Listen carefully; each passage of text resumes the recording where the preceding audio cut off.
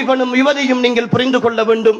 உழைத்து கஷ்டப்பட்டு சிரமங்களோடு கஷ்டங்களோடு சாப்பிடுவதற்கு கூட வசதி இல்லாவிட்டாலும் கூட என் பிள்ளை படிக்க வேண்டும், என் பிள்ளை ஏதோ ஒன்றை பயன்படுத்த வேண்டும் என்று ஒரு தந்தை வெளிநாட்டிலே இருக்கிற தன்னுடைய சகோதரன் தன் வாழ்க்கையின் சம்பளங்களை கொஞ்சம் கொஞ்சமாக சேகரித்து ஒரு போனை வேண்டி உங்களுடைய கையிலே தருகிறான் என்றால் அந்த போன் உங்களுடைய போன் ஒரு வெறும் சாதனம் அல்ல, உங்களுடைய பெற்றோருடைய நம்பிக்கை அது.